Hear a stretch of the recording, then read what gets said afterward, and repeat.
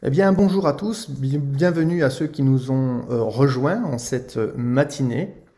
C'est avec joie que nous nous retrouvons ensemble ce matin et nous allons ensemble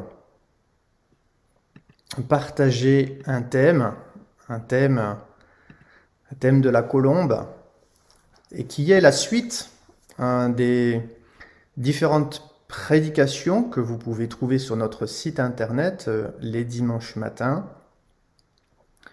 Et ce titre, c'est Vivre par la loi de l'esprit, c'est notre liberté. Vivre par la loi de l'esprit, c'est notre liberté. Alors, évidemment, pour partager ce thème, nous allons continuer notre lecture, ou plutôt nous allons faire une relecture de l'épître de Paul aux Galates, chapitre 5. Je vous invite donc à prendre votre Bible et nous allons lire du chapitre 5, verset 13, jusqu'au chapitre 5, verset 26. Car vous avez été appelés à la liberté, mes frères, seulement que cette liberté ne soit pas une occasion de vivre selon votre vieille nature. Au contraire, soyez au service les uns des autres, dans l'amour. En effet, cette simple parole résume toute la Torah, c'est-à-dire toute la loi. Aime ton prochain comme toi-même. Mais si vous vous mordez et vous dévorez les uns les autres, prenez garde que vous ne soyez détruits les uns par les autres. Voici donc ce que je veux dire. Conduisez vos vies selon l'esprit. Dans la Bible, Louis II, vous avez marché par l'esprit ou marché selon l'esprit. Alors, vous ne serez pas soumis au désir de la chair, c'est-à-dire de la vieille nature. Car la vieille nature, la chair, désire ce qui est contraire à l'Esprit de Dieu. Et l'Esprit désire ce qui est contraire à la vieille nature. Ils sont opposés l'un à l'autre, à tel point que vous êtes incapables de mener à bien vos bonnes intentions.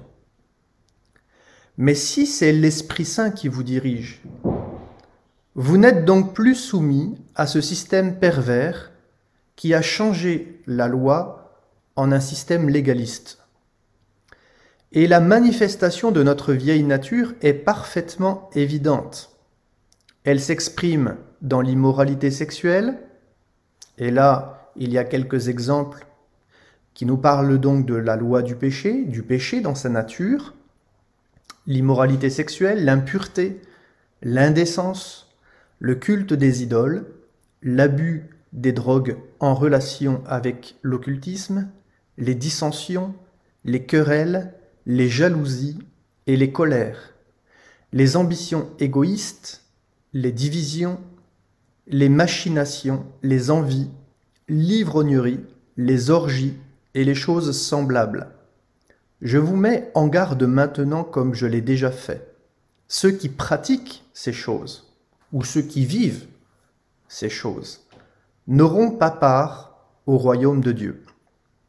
Mais le fruit de l'esprit, c'est-à-dire ce qui découle de l'esprit, ce que va engendrer l'esprit de vie dans le croyant, c'est l'amour, la joie, la paix, la patience, la bienveillance, la bonté, la fidélité, l'humilité et la maîtrise de soi.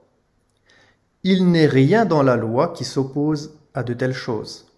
Or, ceux qui appartiennent à Jésus-Christ ont fait mourir sur le bois de la croix leur vieille nature avec ses passions et ses désirs. Puisque c'est par l'Esprit que nous avons la vie, laissons aussi l'Esprit nous diriger pour conduire nos vies jour après jour. Ne devenons pas vaniteux en nous provoquant les uns les autres et en nous enviant mutuellement. Amen.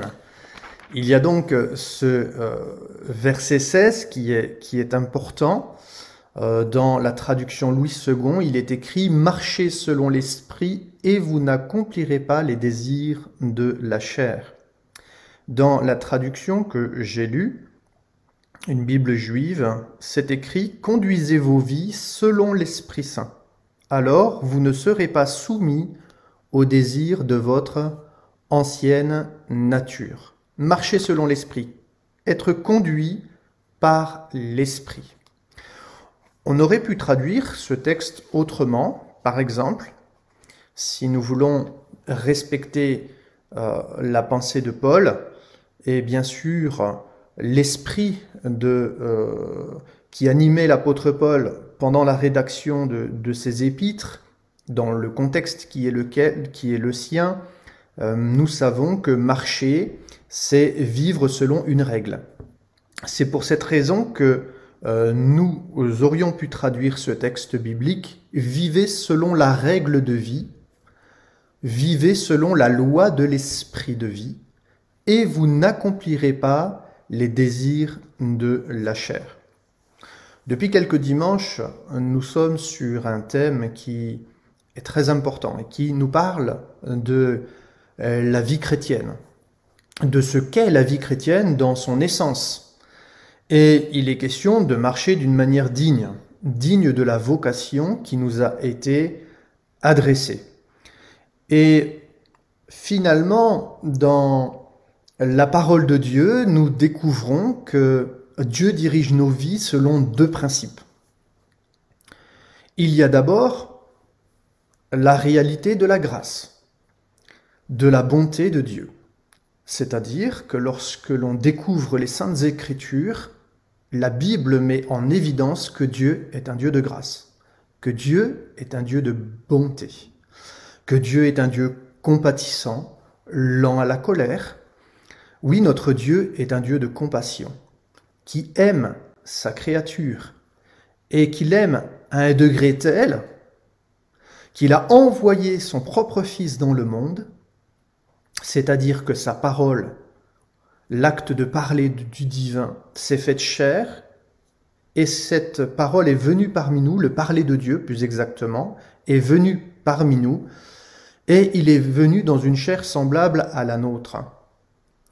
Et il est venu ainsi, pourquoi ? Pour nous libérer de la puissance qui nous dominait, qui nous asservait, et qui nous empêchait, d'obéir à la parole de Dieu, et quelque part de suivre la règle de la parole de Dieu. Nous retrouvons cette vérité absolue dans l'épître de Paul aux Romains, chapitre 8, versets 1 à 17. Dans ce texte, qui est très très important, et qui nous parle de ce que Christ a accompli pour chacun de nous. Parce que le thème de ce matin, c'est de vivre pleinement cette liberté de la vie de l'esprit. Et cette liberté de la vie de l'esprit ne va pas nous amener à être des anarchistes, à être des hommes et des femmes sans foi ni loi. Parce qu'un anarchiste, c'est quoi ? C'est quelqu'un qui refuse toute règle de vie dans la société. Pour autant, en Christ, nous appartenons au royaume de Dieu. Et comme je l'ai expliqué, bien sûr, il ne peut pas y avoir de roi sans royaume, et il ne peut pas y avoir de royaume sans règles, sans loi. C'est impossible. Et évidemment, si nous appartenons à un royaume, nous comprenons les enjeux spirituels. Et de ces enjeux découlent des règles qui nous indiquent, qui nous orientent dans nos choix de chaque jour, et nous permet de vivre une vie de piété qui est agréable à Dieu.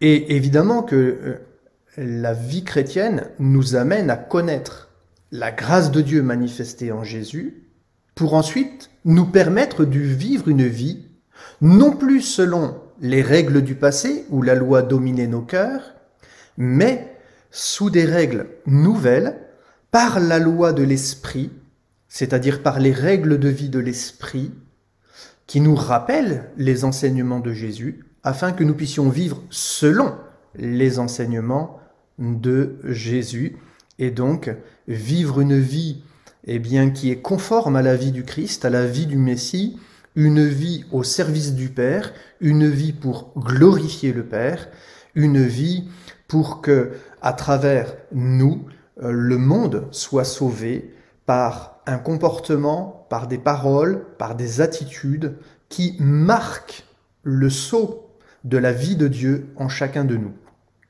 Donc, effectivement, nous découvrons que dans la vie, Dieu nous présente la foi à travers deux réalités. La notion de la grâce, de la bonté, de la compassion de Dieu, c'est le premier principe avec lequel Dieu va diriger notre vie et Dieu va diriger notre cœur. Parce que sans cette grâce qui est libératrice, il est impossible de vivre selon la loi de l'Esprit de Dieu. C'est impossible. C'est-à-dire les règles de vie chrétienne qui sont définies dans les Écritures. Et ça, c'est le deuxième principe avec lequel Dieu régit notre vie. C'est le principe du din, en hébreu, c'est-à-dire c'est le principe de la rigueur, d'une vie qui est consacrée à Dieu, d'une vie qui est sanctifiée par sa parole et par son esprit. Il y a donc deux réalités, la réalité de la grâce et la réalité de la loi de l'esprit de vie en Christ Jésus. Et nous retrouvons ce processus du principe de la grâce en premier, tout d'abord, qui dirige notre vie pour ensuite nous amener à une vie où la loi de l'esprit conduit et dirige nos cœurs. Nous les retrouvons dans la parole de Dieu. En effet, dans la nouvelle alliance, qui est célébrée par le don de Jésus-Christ à la croix, eh bien dans cette nouvelle alliance, quel est le premier message que nous découvrons dans les Écritures? Eh bien nous découvrons les évangiles avec le livre des Actes qui nous parle de l'œuvre de la croix, d'un message de grâce qui met bien évidemment l'œuvre de la croix, en focus, en avant, qui exalte l'œuvre de la croix et qui la révèle à travers le don de Jésus, le don de sa vie pour chacun de nous. Et ensuite, cela nous parle de la grâce de Dieu, de sa bonté, bien sûr, de sa compassion. Christ est mort pour nous. Et ensuite vient toutes les épîtres. Épître de Paul, épître de Pierre, épître de Jean. Il y a l'épître de Jacques et l'épître de Jude. Et toutes ces épîtres nous parlent de quoi?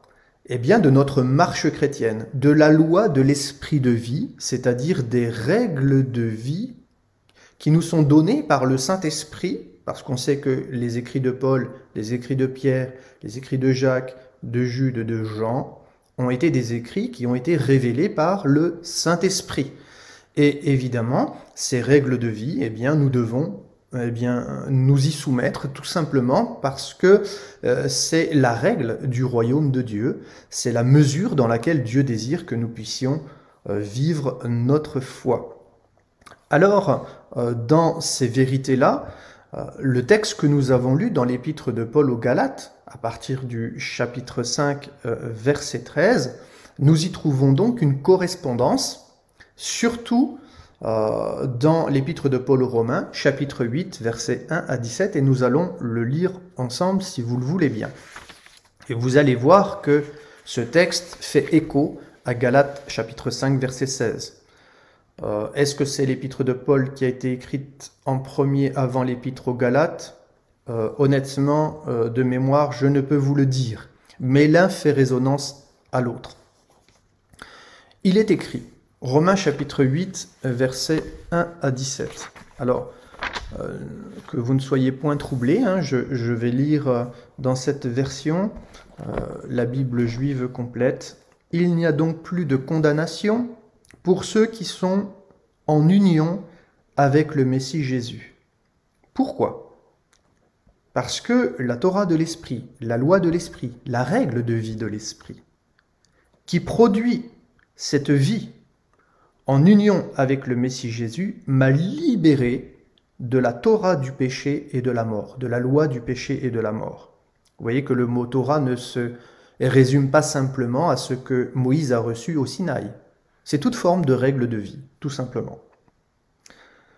Car ce que la Torah ne pouvait accomplir par elle-même, c'est-à-dire ce que la loi que Moïse avait reçue ne pouvait pas accomplir en nous, parce qu'elle manque de puissance pour agir sur la vieille nature, sur la nature humaine, sur la nature pécheresse, sur la nature déchue de l'homme, Dieu l'a fait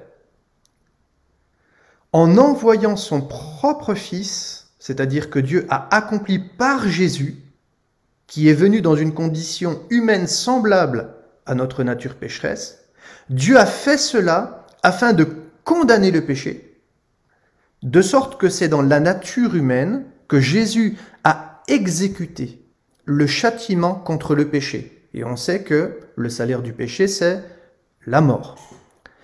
Afin que les préceptes justes de la Torah soient accomplis en nous, qui ne vivons plus selon les désirs de la vieille nature, mais selon la volonté de l'esprit.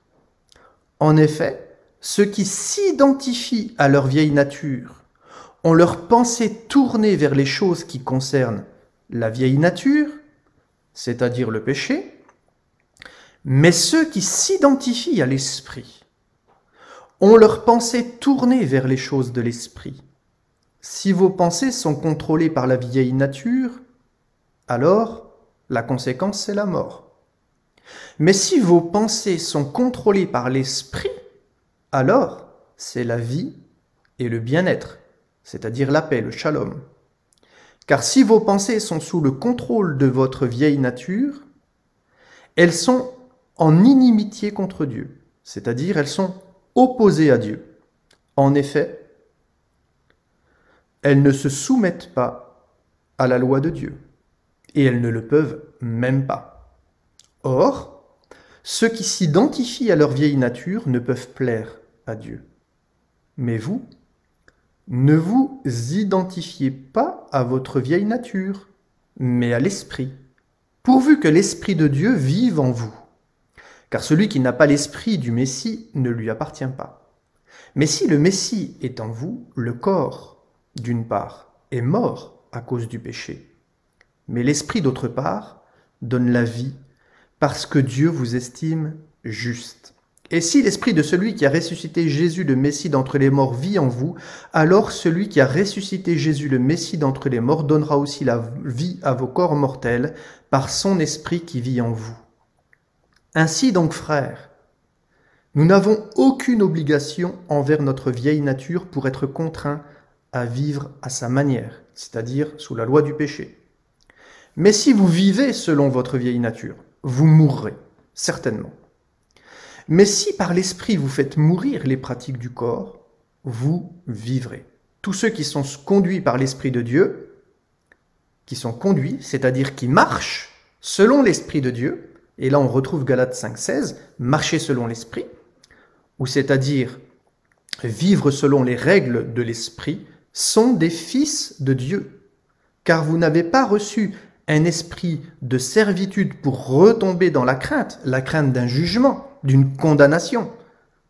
Au contraire, vous avez reçu l'esprit de vie qui fait de vous des fils et par la puissance duquel nous crions « Abba Père », c'est-à-dire « Papa ». L'Esprit lui-même rend témoignage à notre esprit que nous sommes enfants de Dieu.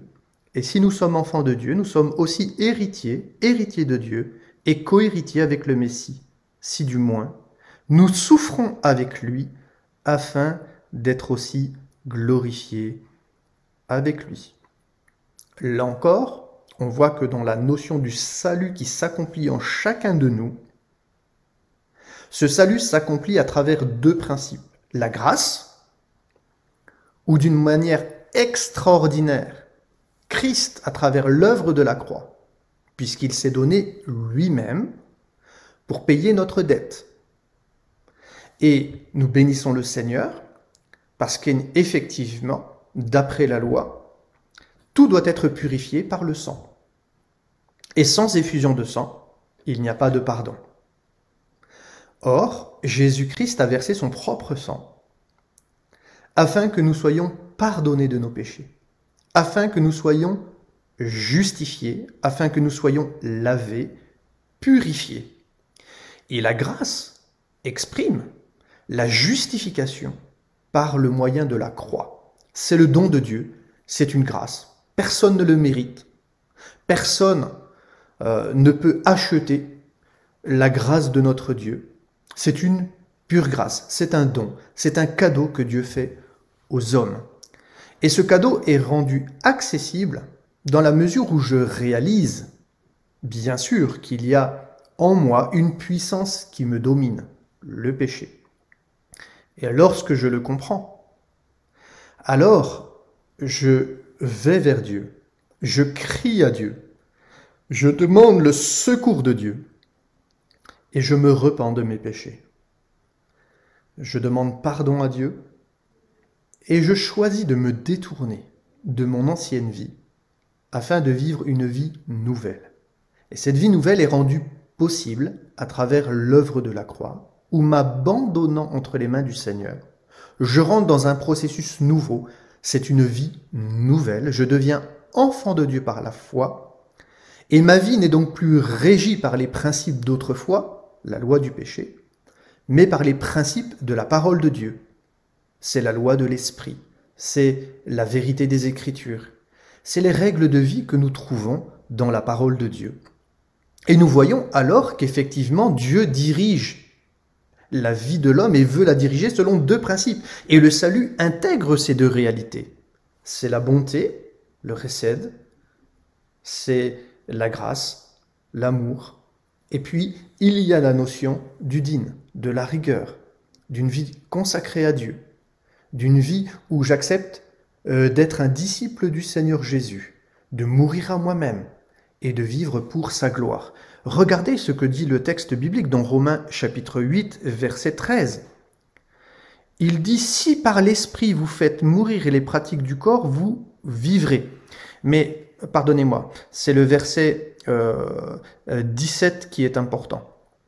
Si nous sommes enfants de Dieu, nous sommes aussi héritiers. Il y a un héritage qui nous est échu dans le ciel. C'est quoi?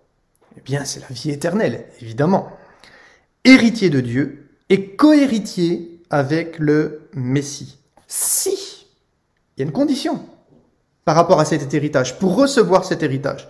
Si nous souffrons avec lui, il s'agit de souffrir avec Christ. Qu'est-ce que ça veut dire souffrir avec Christ?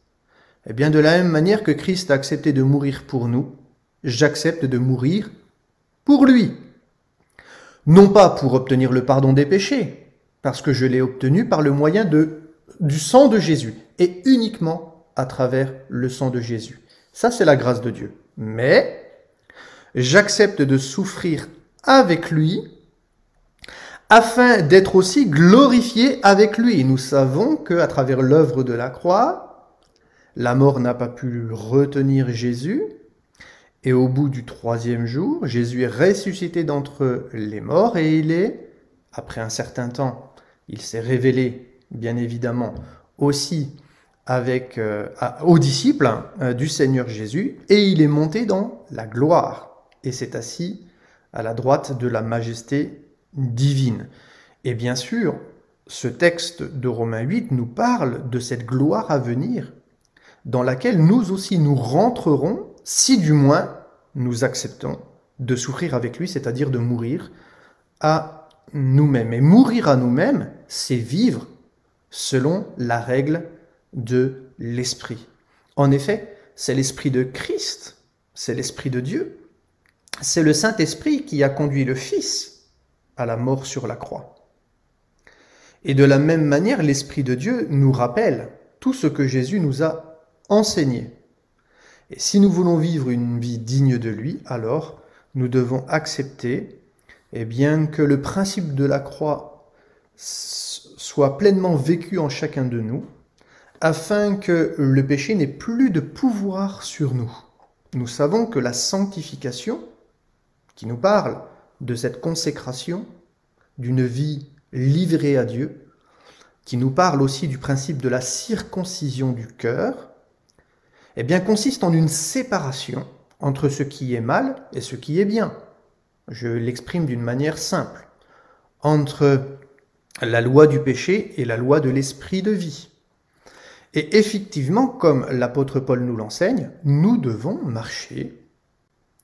Et plus que nous devons, c'est nous acceptons de marcher. Nous ne voulons pas vivre une vie de consécration uniquement sous la notion du devoir.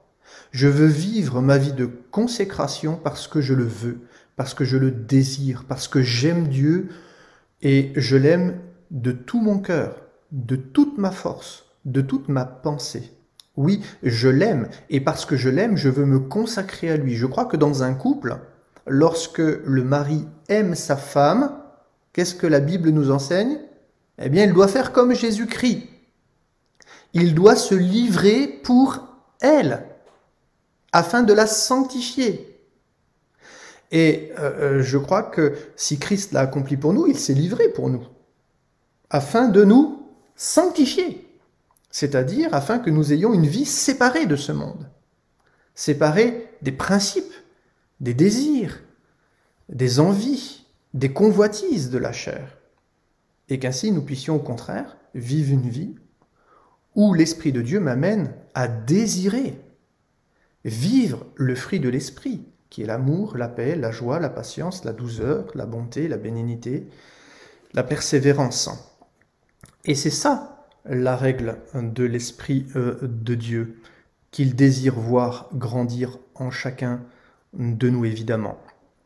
Nous bénissons le Seigneur parce qu'effectivement, il nous libère. Le Seigneur nous a complètement libérés. C'est une réalité qui est acquise dans la vie du croyant, qui est acquise une fois pour nous, mais que nous allons pouvoir découvrir en nous chaque jour, dans la mesure où je laisse la parole de Dieu. Eh bien, creuser un sillon dans mon cœur et par l'Esprit, pouvoir m'amener à vivre par cette parole qui a jeté une graine dans mon cœur. Une semence incorruptible, nous dit la Bible.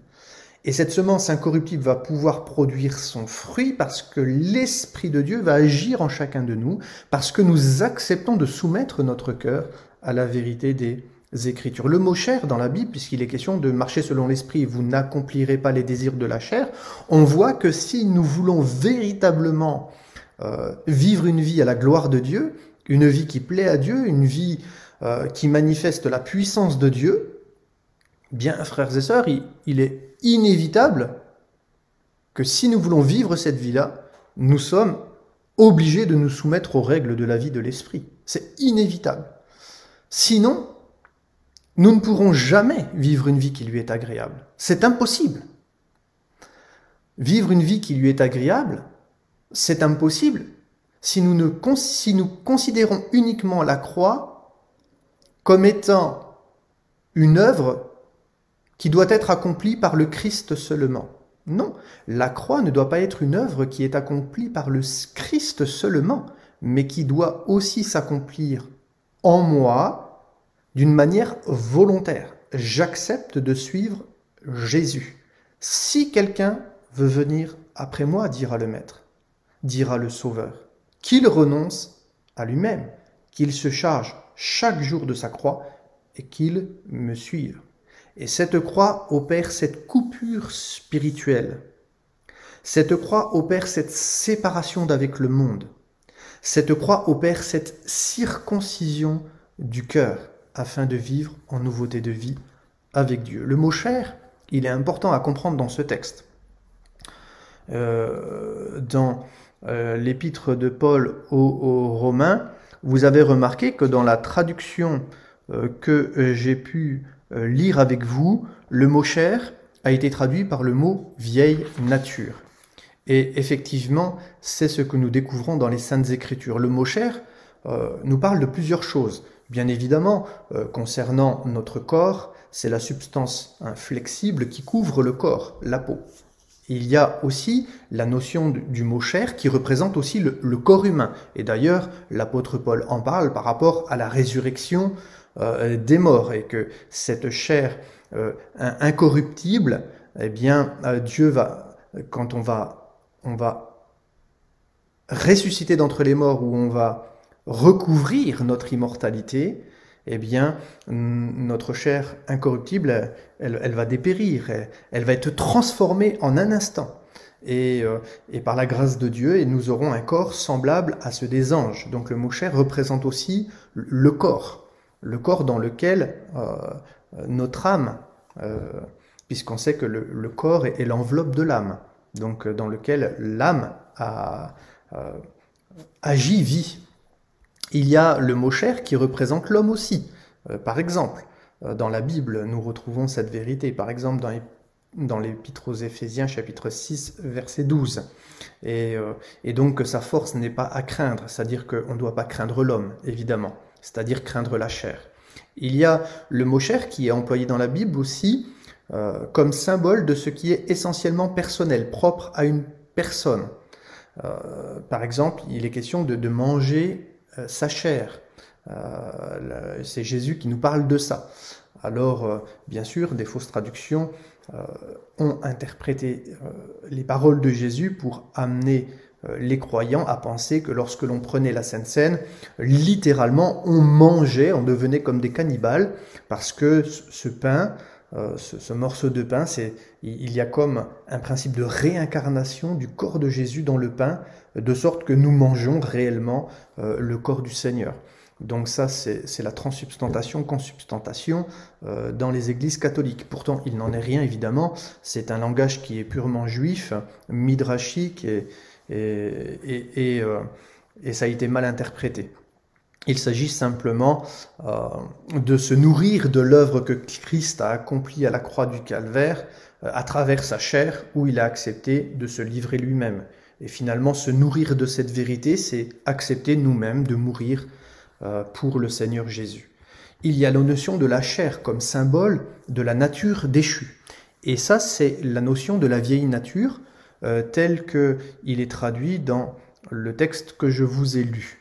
Et nous retrouvons, par exemple, dans le livre de Jérémie, au chapitre 17, verset 5, cet emploi du mot chair comme symbole de la nature déchue. Ainsi parle l'Éternel, Jérémie 17, verset 5, « Maudit soit l'homme qui se confie dans l'homme, qui prend la chair, c'est-à-dire sa nature pécheresse, pour son appui, et qui détourne son cœur de l'Éternel. » Il y a par exemple dans l'évangile de Matthieu, chapitre 26, verset 41, les paroles de Jésus. « Veillez et priez, afin que vous ne tombiez pas dans la tentation. » Bien sûr, l'esprit est bien disposé, mais la chair, c'est-à-dire la nature humaine, la nature déchue, la nature pécheresse, elle est faible. Nous retrouvons aussi cette parole de Jésus dans l'évangile de Marc, chapitre 14, verset 38. Alors, quelles sont les caractéristiques de la chair? C'est quand même important de le connaître. C'est quoi, ça veut dire quoi cette nature déchue, cette vieille nature? Parce qu'il faut comprendre ce que cela veut dire. Eh bien, c'est quoi les caractéristiques de la chair? Dans Romains 7, verset 25, il est écrit « Grâce soit rendue à Dieu par Jésus-Christ notre Seigneur. Ainsi donc moi-même, je suis par l'entendement esclave de la loi de Dieu, et je suis par la chair esclave de la loi du péché. » C'est-à-dire, je suis par la nature déchue, par la nature pécheresse, par la vieille nature, esclave de la loi du péché. Donc, ce qu'on apprend, c'est que la chair, la nature de l'homme, sa vieille nature, c'est-à-dire sa vie en dehors de l'évangile, en dehors de la perspective du salut de la croix, eh bien, l'homme est esclave du péché, de la loi du péché. Il est dominé par le mal et il ne peut pas s'en soustraire. Même quand il veut pratiquer le bien, le mal est attaché à lui. La deuxième caractéristique de la chair, c'est qu'elle a une affection, une attirance. Et cette attirance, c'est la mort. Dans Romains, chapitre 8, versets 5 à 7, on l'a lu ensemble. « Ceux, en effet, qui vivent selon la chair, c'est-à-dire selon les principes de la vieille nature, s'affectionnent aux choses de la chair. Ils se passionnent de cela. Ils se nourrissent de cela. Ils aiment la convoitise. Tandis que ceux qui vivent selon l'Esprit, l'Esprit Saint, s'affectionnent aux choses de l'esprit. C'est-à-dire, ils aiment ce qui est pur, ils aiment ce qui est saint, ils aiment ce qui est vrai. Et l'affection de la chair, c'est la mort, tandis que l'affection de l'esprit, c'est la vie et la paix. L'affection de la chair, l'affection de la vie. C'est la notion de s'identifier à leur vieille nature, avoir les pensées tournées vers les choses qui concernent la vieille nature, être obnubilé, être attiré, aimer les choses de la chair, c'est-à-dire aimer le péché, eh bien la conséquence c'est la mort. Deuxième caractéristique que nous voyons ensemble ce matin. Troisième caractéristique de la chair. Nous l'avons lu encore, Romains 8, versets 7 à 8. Il est dit donc que l'affection de la chair, l'amour quelque part, du mal, l'attirance vers le mal, le choix de faire le mal, que notre pensée soit orientée vers le mal, l'affection de la chair est inimitié, c'est-à-dire qu'elle est opposée à Dieu, elle est hostile, elle est même ennemie de Dieu. La vieille nature, elle est corrompue. Elle se détournera toujours de Dieu. Elle amènera toujours le pécheur à s'éloigner de Dieu. Pourquoi ? Pour ne pas être dévoilé. Pour que la nature pécheresse ne soit pas mise en lumière. C'est pour ça qu'elle préfère les ténèbres, la chair, que la lumière. Elle préfère vivre dans le monde, vivre dans l'obscurité. Parce qu'elle ne se soumet pas à la loi de Dieu. Elle en est incapable. Elle ne peut pas obéir à Dieu. Or, ceux qui vivent selon la chair ne sauraient plaire à Dieu, c'est-à-dire ne sauraient être agréables à Dieu. Donc, ce qu'on apprend ici à travers ce texte de Romains, troisième caractéristique de la chair, c'est qu'elle est opposée à Dieu. Quatrième caractéristique de la chair, eh bien, on le sait, on l'a lu dans Galates 5, 17, la chair a des désirs contraires à ceux de l'esprit. C'est-à-dire que non seulement elle est opposée à Dieu, mais en plus elle est opposée, évidemment, à l'esprit de Dieu.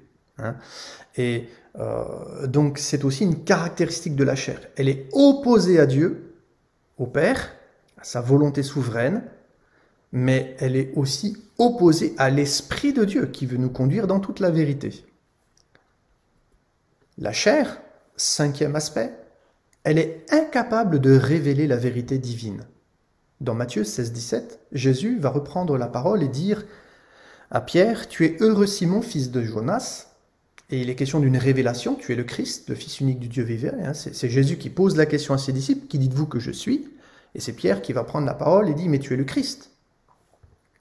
Et Jésus va dire à Pierre, tu es heureux Simon, fils de Jonas, car ce ne sont pas la chair et le sang qui t'ont révélé cela, mais c'est mon Père qui est dans les cieux.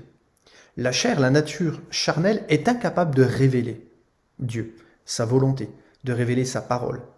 Et elle ne peut pas la connaître, parce que c'est par l'Esprit. Et c'est ici ce que nous dit Jésus. C'est mon Père qui est dans les cieux. Ainsi, si nous vivons selon la chair, les désirs de la chair, n'ayons pas la prétention d'avoir des grandes révélations divines. C'est bien évidemment impossible. Sixième aspect, la chair n'abrite pas ce qui est bon, c'est-à-dire ce qui est bien, ce qui est bon, ce qui est juste. Eh bien, n'est pas dans la réalité de la chair, de la vieille nature. Paul le dit dans Romains 7, 18, « Ce qui est bon, je le sais, n'habite pas en moi, c'est-à-dire dans ma chair, dans cette nature déchue. J'ai la volonté. » Bien sûr que les hommes, ils ont envie de vivre ce qui est bien, ils ont envie de vivre la paix, ils ont envie de vivre dans l'amour, mais ils n'ont pas le pouvoir de vivre cette paix, ni de la créer, ni de la mettre en œuvre dans ce monde. Car je ne fais pas le bien que je veux, et je fais le mal que je ne veux pas. Et si je fais ce que je ne veux pas, ce n'est plus moi qui le fais, c'est le péché qui habite en moi. Donc l'homme est complètement dominé par le péché qui habite en lui, et ce péché l'amène à faire ce qu'il ne veut pas, c'est-à-dire le mal. Ça veut dire que la loi du péché, elle est mise en lumière par la loi de Moïse. Et la parole de Dieu, elle met en lumière la nature pécheresse de l'homme, mais cette loi de Moïse n'avait pas la faculté et la puissance et la possibilité de changer le cœur de l'homme. C'est la loi de l'esprit de vie qui a la possibilité de transformer l'homme, de nous amener à une vie de liberté à l'égard du mal, pour ensuite nous soumettre, bien sûr, aux règles de vie de la parole de Dieu. La chair, elle n'engendre pas des enfants de Dieu non plus. Par exemple, dans l'évangile de Jean, chapitre 1, versets 12 à 13, la Bible dit que la lumière du monde, la parole de Dieu, elle est venue chez les siens, donc Jésus, et les siens ne l'ont point reçue. Mais à tous ceux qui l'ont reçu, cette parole de vérité, cet évangile, à tous ceux qui croient en son nom, cet évangile, cette force, cette puissance, cette autorité, Jésus-Christ, elle a donné le pouvoir de devenir enfants de Dieu, lesquels sont nés non du sang, ni de la volonté de la chair, c'est pas de notre vieille nature que nous sommes nés enfants de Dieu, pas du tout, ni de la volonté de l'homme, mais de Dieu. Et nous bénissons le Seigneur, parce qu'aujourd'hui nous sommes enfants de Dieu par la foi. Bien sûr, la chair est attirée par les choses de ce monde. Il y a différents passages de la Bible. Je vais simplement vous dire les références pour ne pas être trop long ce matin. Romains 13, versets 11 à 14. Éphésiens chapitre 2, verset 3. 1 Pierre chapitre 2, versets 11 à 12. 2 Pierre chapitre 2, versets 17 à 22. 1 Jean chapitre 2, versets 15 à 17, où il est écrit par exemple « N'aimez point le monde, ni les choses qui sont dans le monde ». C'est l'affection de la chair.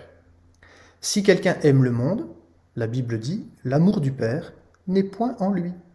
Car tout ce qui est dans le monde, la convoitise de la chair, donc de la vieille nature, la convoitise des yeux, l'orgueil de la vie ne vient point du Père, mais elle vient du monde. Et le monde passe et sa convoitise aussi, mais celui qui fait la volonté de Dieu demeure éternellement. Donc, qu'est-ce que la Bible nous apprend à travers ce verset?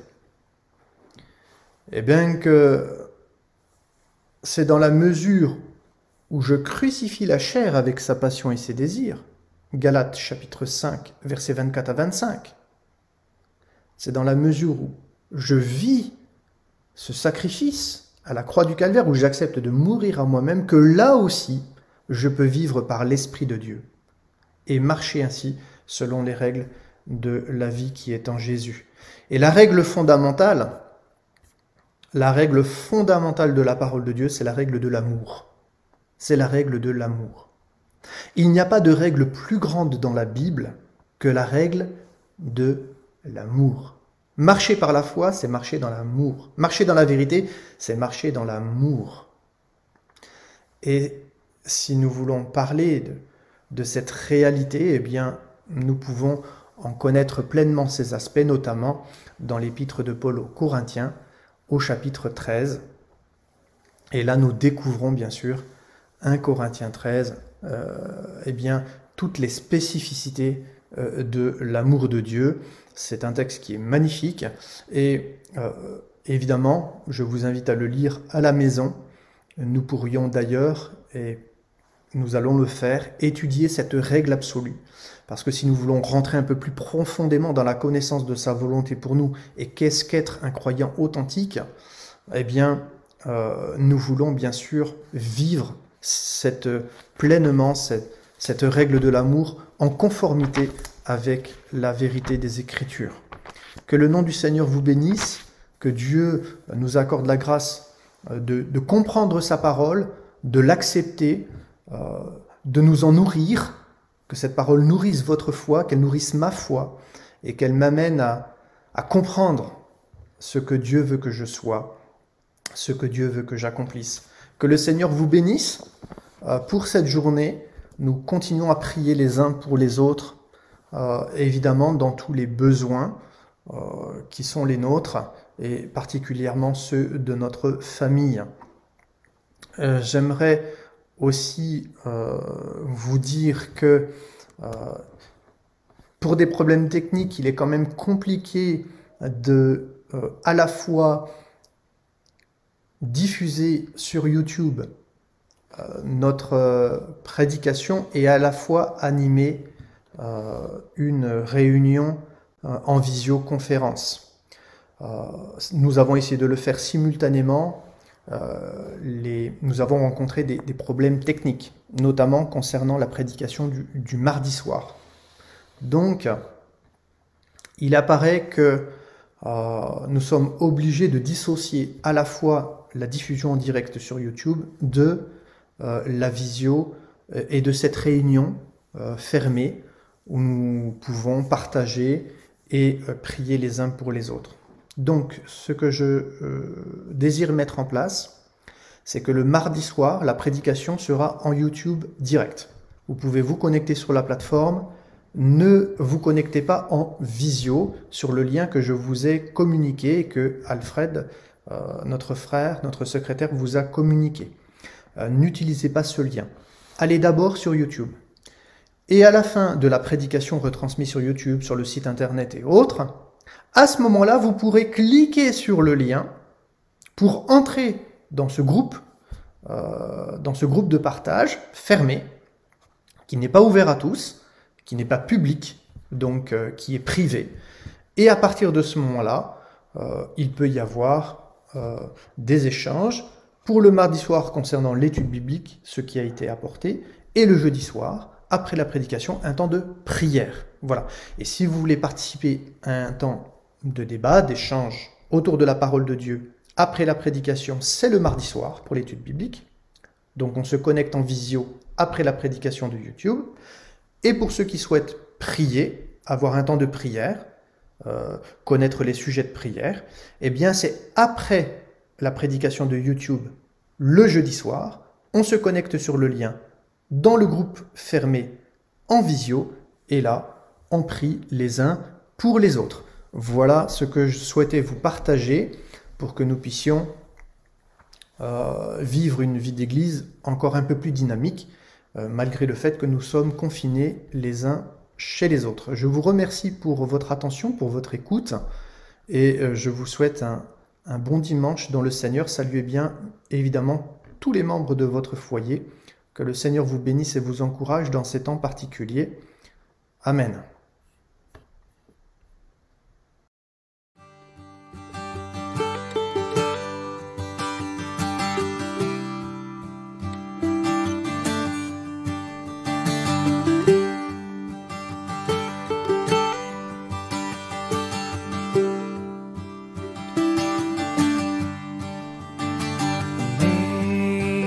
Amazing grace, how sweet the sound that saved a wretch like me. I once was lost, but now I'm found. Was blind, but now I see.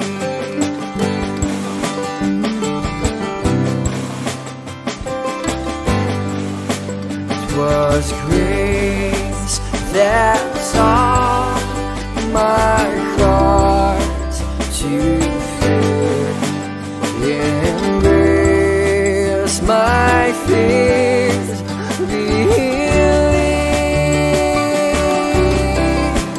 How precious is that grace I feel the hour I first believed.